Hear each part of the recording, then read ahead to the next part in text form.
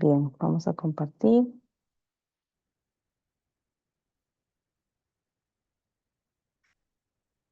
Compartir pantalla.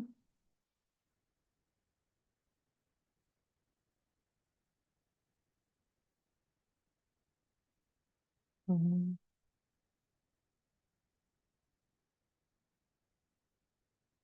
El día de hoy vamos a continuar con la serie de revisión en relación al hemograma. Nos toca una de las líneas más importantes, que es la revisión sobre serie blanca. Vamos a grabar antes de que... Recording in progress. Listo. Muy buenas noches. Continuando el día de hoy, vamos a realizar una revisión desde el laboratorio, qué es lo que podemos encontrar en la evaluación de la serie blanca de los leucocitos a partir del hemograma.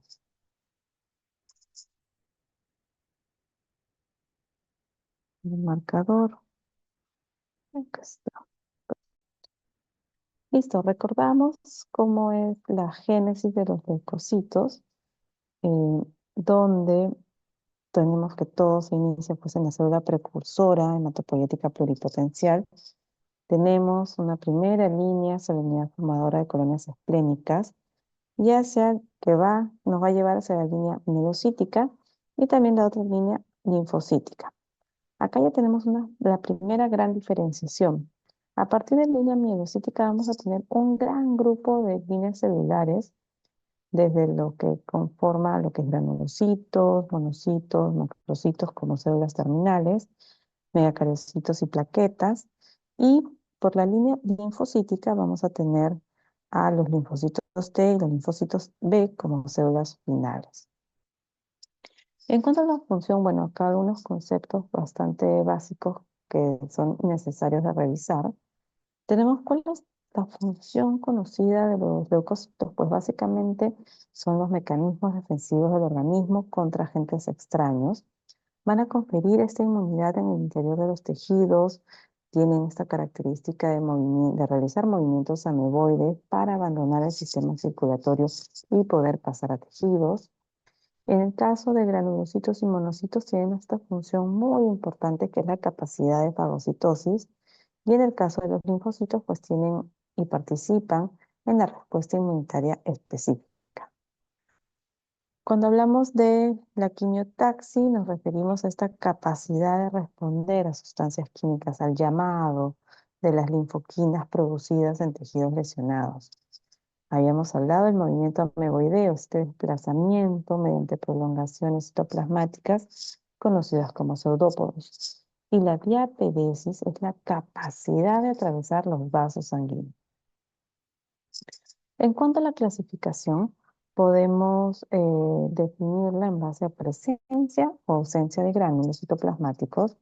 Muy sencillo, granulocitos o agranulocitos. Quienes tienen gránulos, los neutrófilos, eosinófilos y basófilos. Quienes no tienen, los monos y los linfocitos. O podemos trabajarlo también en base al número de núcleos. Tenemos los polimorfonucleares, que pueden ser los neutrófilos, eosinófilos y basófilos, o los mononucleares, uno solo, monocitos, linfocitos. Nuevamente tenemos que para la línea de los granulocitos vamos a comenzar con la unidad formadora de colonias granulocito-monocito. Participa la interleuquina 3, el factor estimulante de colonia granulocito, monocito, y el factor estimulante de colonia granulocito. Tenemos una de las primeros estadios de maduración, es el mieloblasto. Luego avanza hacia un promielocito. Luego un mielocito, metamielocito. Hasta acá todos estos deberían figurar a nivel de médula ósea. Ya en sangre periférica podríamos encontrar las bandas, basonados y los neutrófilos. Sin embargo, debemos conocer que los granulocitos podemos encontrarlos a manera de depósito de reservorio, no solamente en médula ósea, sino también a nivel del endotelio. Por eso que estos van a salir rápidamente, migrar a sangre periférica, y también tenemos una buena fracción en los tejidos. En el caso de los neutrófilos, tenemos que esta característica de los gránulos se liberan en el fagosoma y tienen un contenido de peróxido, miropiroxidasa, superóxido, aniones, activadores de complemento, lisosimas y proteasas. Y también van a contener pirógenos endógenos, que van a ser los principalmente responsables de la aparición de fiebre en nuestros pacientes. Entonces, ¿qué nos traduce la fiebre? Pues es la activación, es la liberación de gránulos de los neutrófilos propiamente en la actividad de lucha contra los agentes extraños. En el caso de los eosinófilos, tenemos estos gránulos de color grosella característicos. Tienen otros componentes como la fosfatasa ácida, la catepsina, peroxidasa, glucorinidasa, disulfatasa. Y en el caso de los basófilos, tenemos estos gránulos mucho más oscurecidos, mucho más intensos, que están constituidos de heparina, de histamina y de calicreína. En el caso de los linfocitos, a manera de referencia, recordamos que pueden ser tan pequeñitos, desde 6 a 8 micras, casi del tamaño de una hematíe, o poder tener hasta 10 a 20 micras. Vamos a ver en qué situaciones encontramos estos linfocitos atípicos. Usualmente tienen un núcleo redondo, un citoplasma escaso y basófilo. Cuando hablamos de basófilo, que es esta coloración azulada, y una granulación muy, muy fina azulada. Son partícipes de la regulación de la función inmune. Tenemos estas dos subpoblaciones finales, los linfocitos T y los linfocitos B, siendo la célula terminal de maduración el plasmocito. En el caso de los monocitos, suelen tener una forma muy similar a la del linfocito, pero una diferencia particular es que, por ejemplo, el núcleo es de forma irregular. La cromatina es laxa y existe una granulación azulófila finita, finita en el citoplasma. Existe también contenido granular que puede variar de acuerdo al grado de maduración de la célula. Al tener esta característica de fagocitosis de restos celulares, solemos encontrar vacuolas en el citoplasma. Si bien son importantes en la respuesta inmunitaria, van a participar básicamente en la respuesta no específica. Tenemos que los histocitos y los macrófagos pues son el último estadio evolutivo de los monocitos. Algunos compuestos que podemos encontrar asociados en el monocito pues son las proteínas de transporte, como la transferrina, la transcobalina.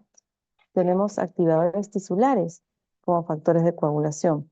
Y también en algunos casos se ha encontrado un papel de almacenamiento de hierro y vitamina B12. Si viéramos un atlas, pues básicamente estas son las estructuras que vamos a buscar en una lámina periférica si cuando querramos evaluar las estructuras de la serie blanca. Tenemos las diferentes líneas, los neutrófilos segmentados con los núcleos. Tenemos el neutrófilo encallado, que tienen incluso algunas formas bastante simpáticas, ¿no? Que pueden llegar a formar algunas letras del alfabeto y que básicamente lo que va a traducir es que el núcleo aún no se ha segmentado, mantiene esta uniformidad. Entonces, estos son elementos más jóvenes.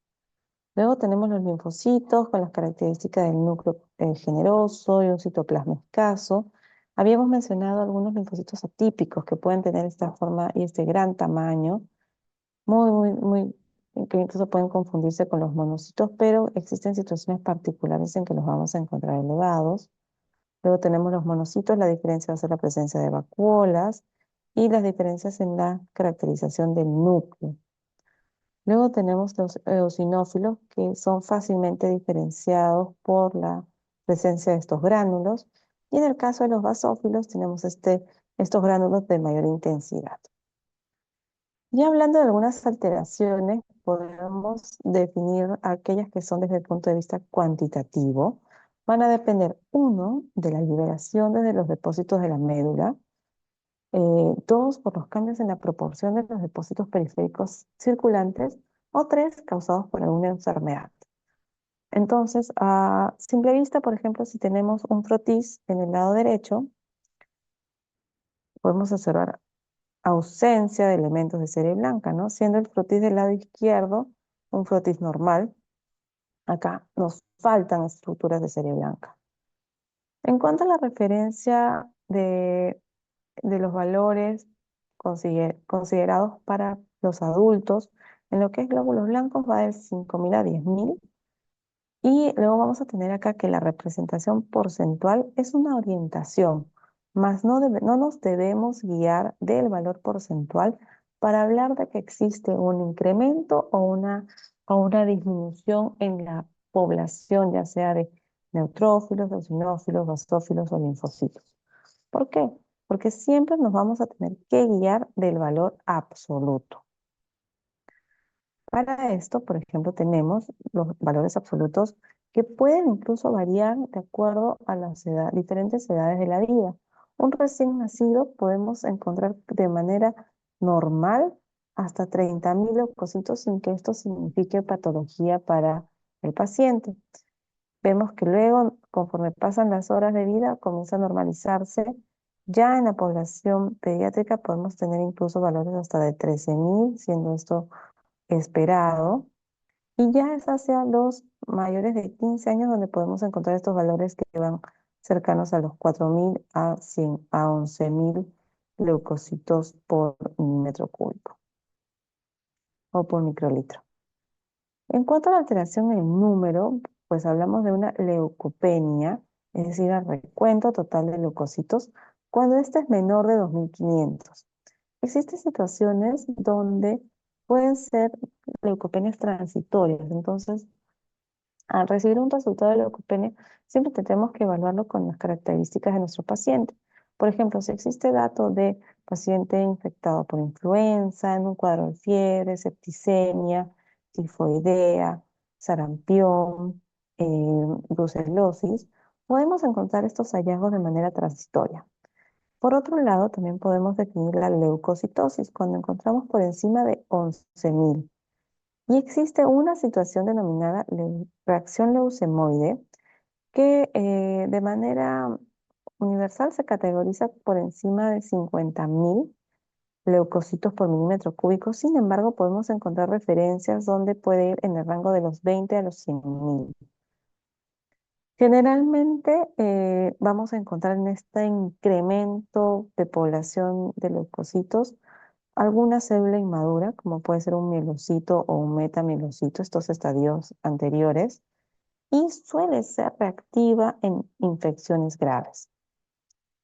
En el caso de la neutropenia, puede estarse asociada a infecciones víricas, hemodiálisis, algunos medicamentos, a la cabeza algunos microbianos, trastornos autoinmunes o obviamente en aquellos cuadros donde lo que esté mal es la fábrica, ¿no? Cuadros aplásicos.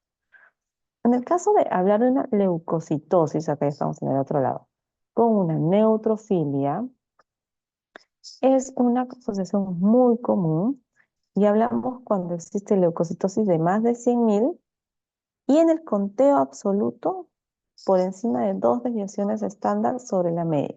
Es decir, mayor a 7.700 leucocitos deben ser neutrófilos para que estemos hablando de neutrofilia. Entonces, nuevamente, siempre hay que guiarnos del valor absoluto. Entonces, existe un algoritmo diagnóstico que orienta en el caso en que encontremos esta asociación, ¿no? Primero, mi paciente con leucocitosis más de 11.000 y con neutrofilia, quiere decir con más de 7.700 neutrófilos de los 11.000. Vamos a evaluar la historia clínica y vamos a buscar alguna enfermedad que justifique este hallazgo. Puede ser de un hipertiroidismo. Mira, existen una gran variedad, ¿ah? Neoplasia, diabetes en estado cetoacidótico, estrés, medicamentos, desde los corticoides, algunos otros como tabaquismo, embarazo, parto inmediato, recién nacido. No es ninguno de estos, tenemos que proceder a la evaluación del estado físico, que de repente encontramos signos de malignidad, puede existir dolor óseo, linfadenopatía, hepatoesplenomegalia, desnutrición. Si es que encontramos esta posibilidad, pues nos apoyamos en un nuevo hemograma, agregamos un frotis y proteína C reactiva. En el caso no, vamos a buscar signos de inflamación local, irritación peritoneal, artritis y también complementamos con un nuevo estudio. En el caso de encontrar alguna de las enfermedades anteriores, Si es posible que estas enfermedades nos expliquen la asociación de la leucocitosis con la neutrofilia, pues bien, si no, vamos a justificarla como una explicación no infecciosa. En el caso de causas primarias de neutrofilia, tenemos, por ejemplo, la neutrofilia hereditaria crónica, que es un trastorno genético muy raro, autosómico dominante, asociado al gen CF3, que constitutivamente va a activar el receptor del gen CF3, CSF, que es el factor estimulante de colonias granulocitos. Perdón, va a activar el receptor del factor estimulante de colonias granulocitos. Entonces, este factor obviamente va a producir proliferación y diferenciación de neutrófilos. Se va a asociar a episodios caracterizados por un síndrome de respuesta inflamatoria sistémica. Claro, tenemos muchos neutrófilos activados y funcionantes que van a poder participar en la presencia de fiebre, taquicardia, disnea, puede haber derrame pleural, derrame pericárdico. El recuento de leucocitos puede ser tan elevado como de llegar a 100.000 células por microlitro, con neutrofilia de un 75% e incluso con formas inmaduras, ¿no? Este es realmente un diagnóstico por exclusión. En el caso de un paciente con síndrome de Down, se ha solido encontrar leucocitosis con neutrofilia. La desviación hacia la izquierda con formas inmaduras también es frecuente e incluso encontrarse situaciones denominadas como trastorno mieloproliferativo transitorio. Es indistinguible de una leucemia mieloide aguda, pero esta va a resolver espontáneamente sin ningún tratamiento antileucémico. El diagnóstico nuevamente en estos pacientes va a ser con exclusión de la leucemia mediante pruebas citogenéticas, de inmunofenotipo y moleculares. En el caso del síndrome de deficiencia de adición leucocitaria, acá ya estamos hablando de alguna alteración en la calidad de la célula, es el resultado de la falta o disminución de las moléculas de adhesión. Entonces, ocasiona que existe un recuento periférico de leucocitos elevados, pero que no tienen esta falla en la migración hacia los tejidos. Entonces, esto también resulta en una falla en la defensa del huésped en infecciones a repetición, especialmente por estafilo, organismos entéricos gram negativos y hongos. En el caso de una infección aguda, que es una de las primeras posibilidades en las que vamos a pensar si estamos hablando de neutrofilia, la respuesta inflamatoria aguda va a aumentar la permeabilidad vascular y entonces se va a dar la migración de leucocitos desde la circulación hacia el sitio de la lesión. Ante estados de inflamación e infección se van a liberar neutrófilos desde la reserva de la médula ósea, entonces naturalmente va a producirse este aumento significativo en el número en circulación sanguínea. Este proceso es generado ya sea por estímulo de los productos bacterianos, por las citoquinas o las quimiosinas producidas en el sitio de la inflamación. Normalmente, y este es un dato importante, los neutrófilos tienen una vida media de 6.5 horas. ¿Quiénes van a ser los que van a participar en el desarrollo de un estado de neutrofilia? Pues las citoquinas, ¿no? Son estos agentes llamados de emergencia, la interleuquina 1B, factor de necrosis tumoral, interleuquina 6, factor de necrosis, no, interferón gamma, factor estimulante de colonia de granulocito y factor estimulante de colonia de granulocito monocito. Y los lipopolisacáridos, que pueden prolongar este tiempo, contribuyendo al desarrollo de un estado de neutrofilia. En infecciones bacterianas moderadas y severas, la neutrofilia se va a asociar a la liberación de formas inmaduras desde la médula ósea. Entonces, naturalmente vamos a encontrar desde abastonados, podemos encontrar metamielos, mielos, y que también van a sumar hacia la desviación izquierda. Vamos a encontrar granulaciones tóxicas, cuerpos de Dole, eh, que se asocian con mayor sensibilidad a la detección de infecciones bacterianas agudas. En el caso de uso de fármacos, que es un dato no menor que debemos evaluar en los pacientes, el antecedente de consumo de glucocorticoides se ha asociado a la producción de neutrofilia moderada. Y esto dado a que la molécula de los glucocorticoides prolongan el tiempo de sobrevida de los neutrófilos. Entonces los vamos a tener mucho más tiempo circulando y tienen también un efecto estimulante sobre el factor estimulante de colonias granulocito. En el caso del litio, este estabilizador del ánimo produce neutrofilia. eh, Incluso se ha documentado su uso en estados de neutropenia severa como un factor de rescate. Y es que este medicamento se ha asociado a la elevación de células, de la célula CD34 y también a la elevación de plaquetas. En el caso de parina, miren, este fármaco que se usa ampliamente intrahospitalariamente, va a producir leucocitosis con linfocitosis y neutrofilia en un porcentaje no menor, ¿ah? Como para sospecharlo igual. Y esta última por inhibición de selectinas y de marginación vascular. Y dado su amplio uso en la clínica, es un dato a tener en consideración para determinar estados verdaderamente infecciosos.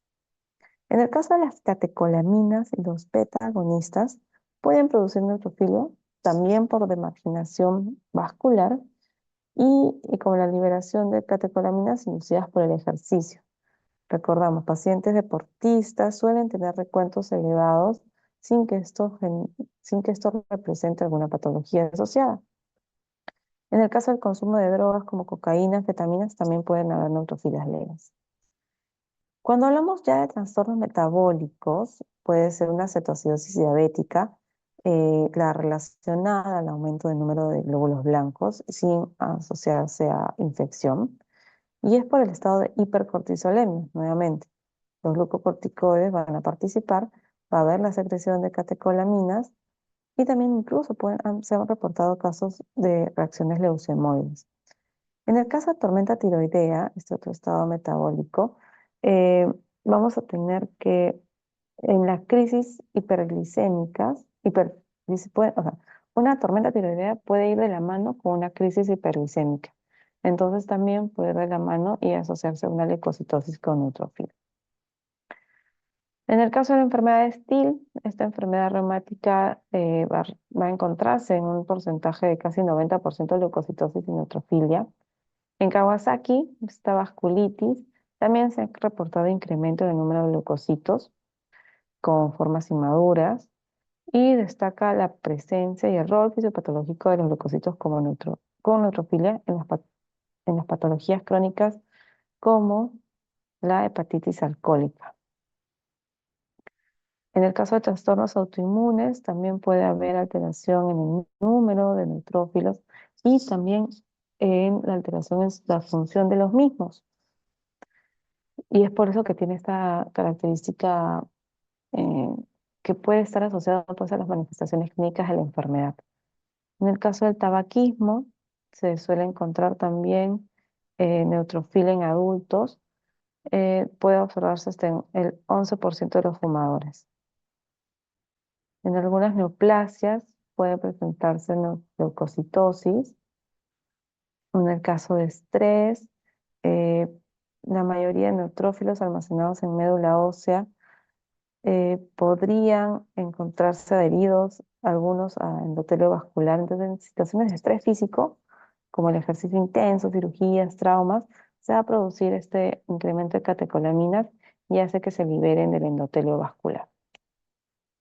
Entonces, si hablamos en la curva roja de la distribución normal, de lo que podríamos encontrar en sangre periférica desde un abastonado hasta unos granulocitos con 4 o 5 lóbulos, hablamos ya de desviación izquierda o lo que puede suceder en una infección severa.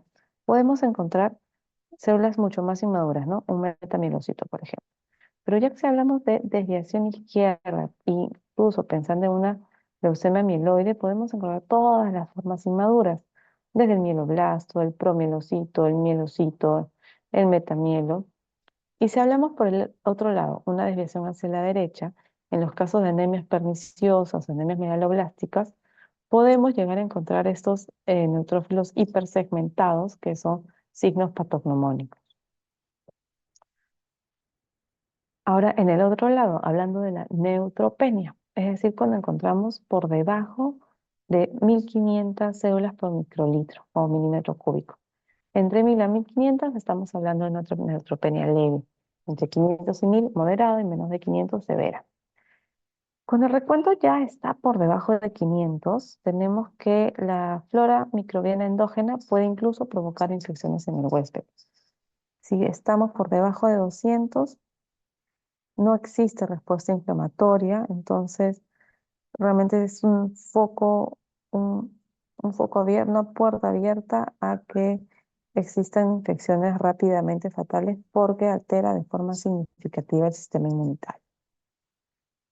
En el caso de linfocitosis, hablamos de estas otras estructuras generalmente asociadas a procesos crónicos, tuberculosis de la cabeza. Podemos tener estos linfocitos reactivos de los que hablábamos, estos que tienen una forma diferente, de tamaño agrandado, clásico en las mononucleosis, en infecciones virales. En el caso de linfopenia, tenemos que puede estar asociada a algunas patologías no infecciosas como la insuficiencia cardíaca, el lupus, paludismo, asociado también a tratamiento quimioterápico citotóxico, a los glucocorticoides, porque se da esta destrucción celular, y a fase terminal del HIV. En cuanto a las alteraciones cualitativas, estas son más un poco en referencia a lo que se podría encontrar en una lámina periférica. Tenemos alteraciones en núcleo, en citoplasma. En relación a las alteraciones en núcleo, tenemos esta anomalía de Pelger-Wett, que es asociada a quemaduras, a fármacos, infecciones, síndromes mielodisplásicos o leucemias.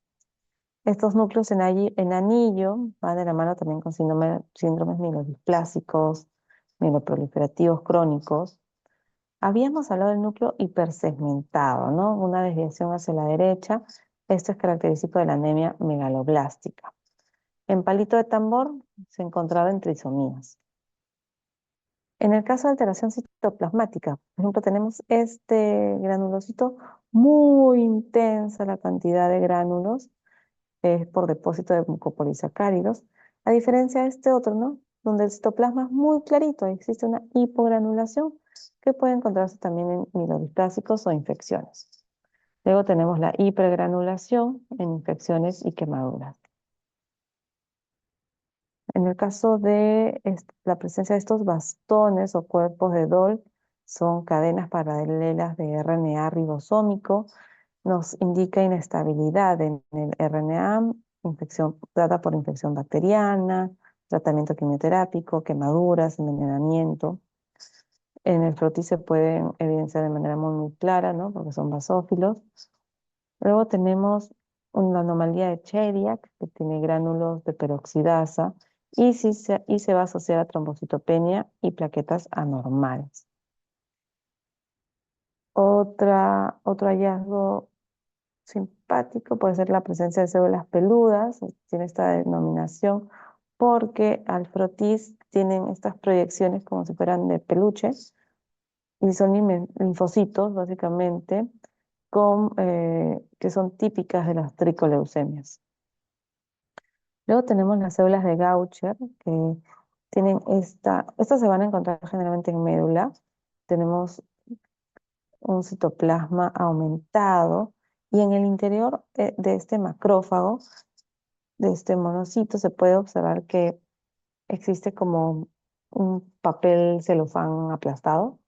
Este hallazgo va a ser de médula ósea, de tejidos básicamente. En el caso de la presencia de bastones de Auer, como estas agujitas de color violáceo, son parte de las leucemias mieloides y la presencia de astillitas en el citoplasma generalmente es la característica de las células de las leucemias promielocíticas. Las células LE, de las que han podido escuchar y que van a ser importantes en el diagnóstico de pacientes con lupus, son un método clásico que aún se trabaja en algunos laboratorios de hematología y que básicamente lo que hace es poner en evidencia un polimorfo nuclear que ha fagocitado material nuclear, justamente que indirectamente nos va a dar la referencia de que existen estos anticuerpos antinucleares que van a ocasionar apoptosis o también ante la presencia de un anti-DNA. Vamos a encontrar vacuolas homogéneas en la periferia, pero básicamente, por ejemplo, tenemos este polimorfo que ha fagocitado material nuclear. Lamentablemente es una metodología de trabajo bastante manual y un poco engorrosa, por lo que me parece que ya no se encuentra en muchos laboratorios. En el caso de desviación izquierda mencionábamos que vamos a encontrar estas estructuras jóvenes, ¿no? Podemos encontrar los bastones abastonados. En cuanto a la presencia de granulaciones tóxicas, son granulaciones azurófilas constituidas por RNA y nos va a indicar que existe un alto recambio celular y básicamente pues esto lo vemos en procesos de infecciones graves como sepsis. En el caso de la presencia de vacuolas, básicamente van a estar en las células que tienen esta capacidad fagocítica y mucho más evidente si es que estamos en un paciente que tiene infecciones bacterianas severas, especialmente en niños. En cuanto a los linfocitos atípicos, miren, si este es un linfocito normal y clásico, pueden tener todas estas formas y comienzan a tener citoplasma abundante, un reborde hiperbasófilo, suele ser lo que identifica, núcleo excéntrico, pueden haber nucleolos, y a estos los vamos a denominar linfocitos reactivos, que pueden ser presentes en infecciones virales como la mononucleosis. ¿Qué era la mononucleosis? Pues es esta infección ocasionada por el virus del Epstein-Barr, donde se va a dar una destrucción de linfocitos B con la correspondiente reacción de linfocitos T. Vamos a encontrar leucocitosis, linfocitos atípicos y vamos a medir la presencia de anticuerpos en sangre. En cuanto a la fórmula leucocitaria y el recuento absoluto, de manera clásica se realizaba un conteo manual visual eh, de aproximadamente 100 a 200 leucocitos. Entonces tenía un tipo pianito, se le denominaba así, donde cada tecla representaba una línea celular. Por ejemplo, los eosinófilos, los basófilos, los linfocitos, los abastonados, los neutrófilos y así. Entonces uno iba viendo, con una mano iba girando el macrométrico y con la otra mano iba tecleando. Eh, Esto hacía que sea muy importante pues tener un extendido con calidad, donde la zona de recuento, que es el cuerpo, es la zona ideal. Felizmente existen ahora métodos automatizados. Imagínense, pasamos de ver solamente 200 leucocitos, una baja sensibilidad, a poder observar hasta 30.000 leucocitos, es decir, una mayor posibilidad de encontrar alteraciones en estos. Se da a partir de un análisis citoquímico, necesitamos un pequeño volumen de muestra y tenemos un procesamiento bastante rápido.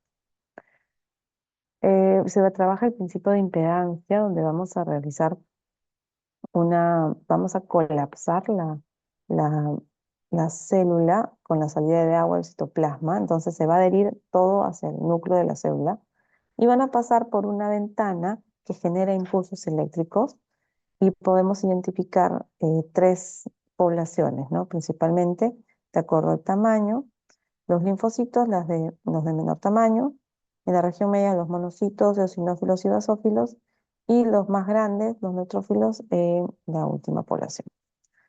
Luego también tenemos esta distribución a partir de los dos ejes, el forward y el side scatter, que va a correlacionar tanto el tamaño como la complejidad de las estructuras internas, es decir, tamaño y granulación. Por ejemplo, granulación o núcleos.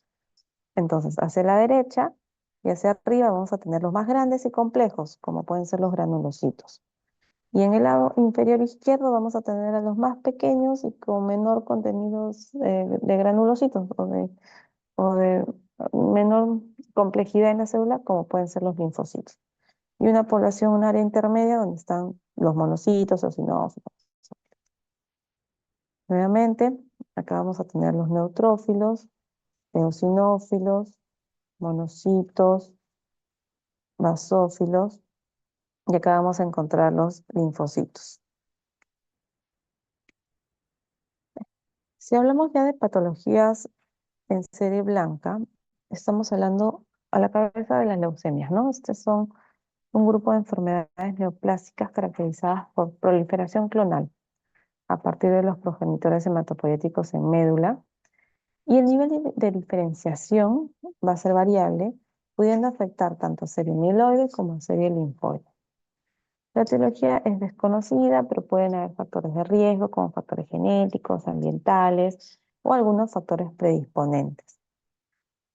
En cuanto a la patogenia, existe esta expansión clonal de células anormales, hay un grado variable de inmadurez y existe este acúmulo en médula ósea que posteriormente puede ser evidente en sangre periférica, tejidos, a partir de células hematopoyéticas troncales inmaduras y malignas. Entonces, ¿cómo es que llega mi paciente? Generalmente llega refiriendo pérdida de peso, fiebre, infecciones frecuentes, eh, falta de aire, disnea, debilidad, dolor muscular, articular, dolor óseo.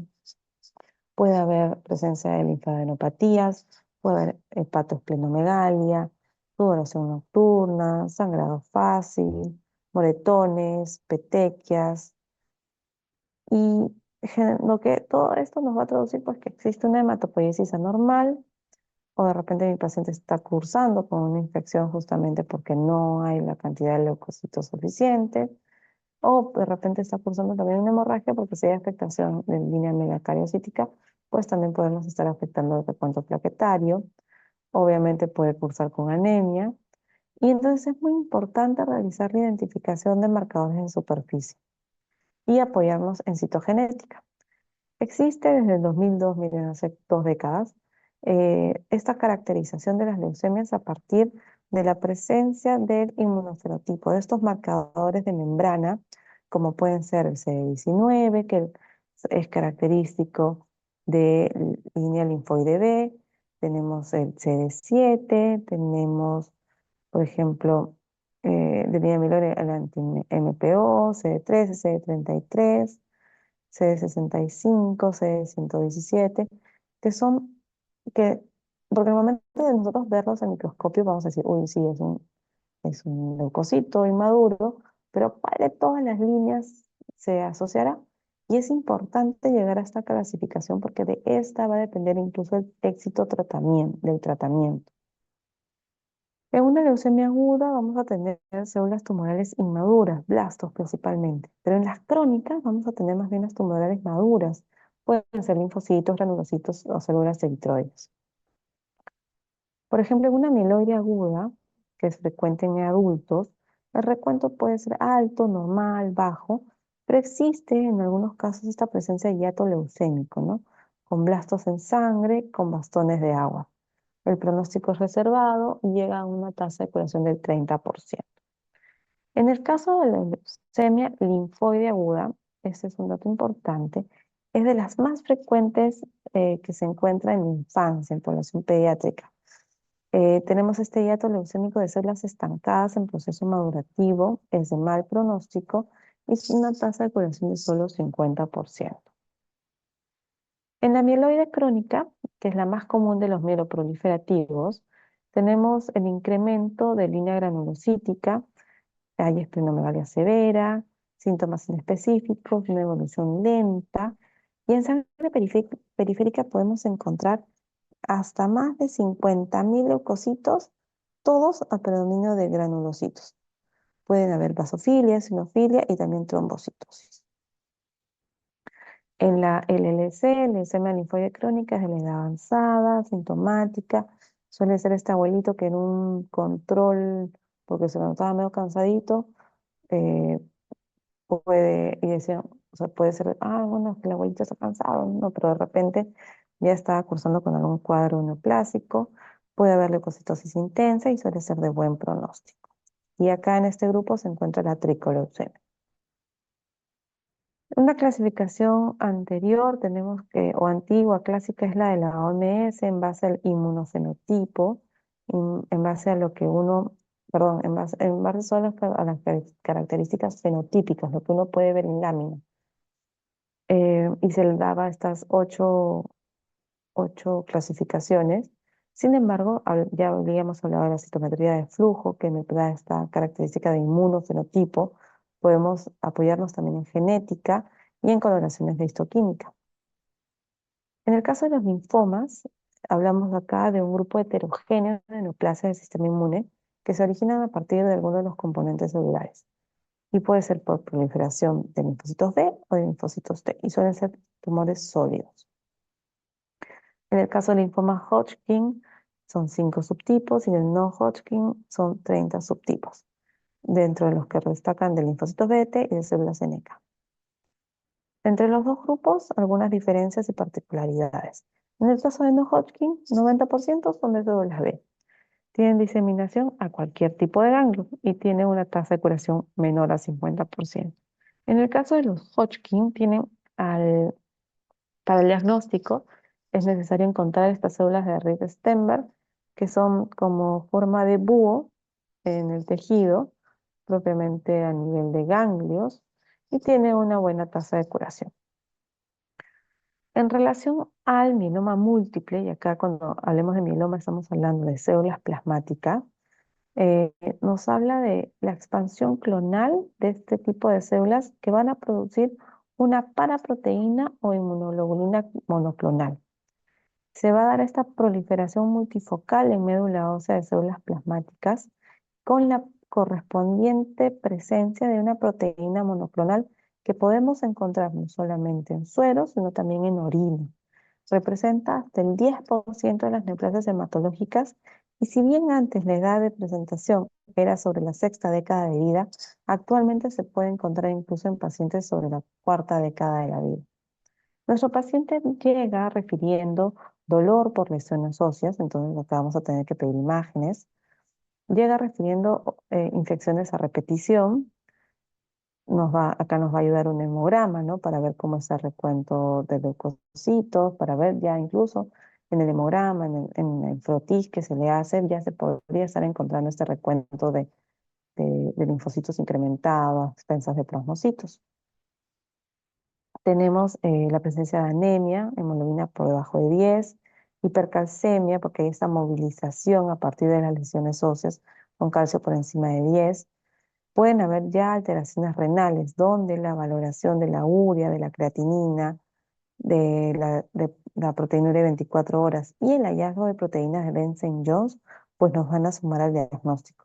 Tenemos los reactantes de fase aguda elevada y nos vamos a apoyar para confirmar la presencia de esta gamapatía monoclonal de esta paraproteína en un proteinograma electroforético y en inmunofijación. Así es como se puede observar una médula con la presencia de células plasmáticas. En cuanto a las proteínas de Benson-Jones, son cadenas ligeras kappa lambda que se van a eliminar por la orina. Hasta en el 80% de pacientes con mieloma vamos a necesitar una electroforesis en orina de 24 horas. Tiene que ser de 24 horas para aumentar la capacidad de detección de estas proteínas. Suele asociarse a lo que se denomina riñón de mieloma y va a ir de la mano pues con la obstrucción y la pérdida de nefronas, ¿no? Que me va a indicar el camino de este paciente hacia una insuficiencia renal. Asimismo, para el diagnóstico vamos a tener que realizar una biopsia de médula ósea, donde el hallazgo de más de 10% de células plasmáticas es un valor diagnóstico. La aspiración de médula ósea es un procedimiento de rutina realizado no solamente eh, por patología clínica, también los hematólogos clínicos la realizan y básicamente puede hacerse en cresta ilíaca superior, eh, en algunos casos se puede hacer a nivel external, va a depender de las características del paciente y también de la práctica que tenga el profesional. En cuanto a algunos datos de valor pronóstico, el laboratorio no queda exento. Tenemos la beta-2 microglobulina como un marcador muy importante. Tenemos la albúmina, la deshidrogenasa. Tenemos también las evaluaciones citogenéticas y básicamente estas cuatro que he mencionado son las que nos van a ayudar a poder estadiar y estimar la supervivencia global de nuestros pacientes. Entonces vemos que no solamente desde el recuento que obtenemos en el hemograma, pasamos por múltiples eh, pruebas de laboratorio que van a ser necesarias de solicitar para evaluar las complicaciones y poder dar un diagnóstico certero, evaluar el pronóstico de nuestro paciente con miedo. Muy bien. Esta clase ha sido un poco extensa, sin embargo, hemos tratado de tocar los puntos más importantes. Muy bien, vamos a ver las respuestas de las preguntas. Creo que acá se puede compartir. Creo que ahora sí lo pueden ver. A ver, ¿cuál de estos elementos no pertenece a la serie blanca? Bien, el 90% respondió reticulocitos. Ellos pertenecen a serie roja. Ahora ya sabemos que los eosinófilos y los monocitos pues sí son de serie blanca. En el caso de los anticuerpos o inmunoglobulinas son producidos por ¿qué células? Muy bien, por los plasmocitos, ¿no? Que terminan siendo la última línea de diferenciación de mis linfocitos. Los monocitos tienen más bien esta capacidad de fagocitosis y los eritrocitos pues sí no tienen nada que ver. Muy bien, la mayor parte de ustedes ha estado bastante desertado, así que yo creo que todos los demás, después de esta clase, ya no han quedado muchas dudas. Listo, hasta aquí llegamos el día de hoy. Nos vemos la próxima semana. Que estén bien.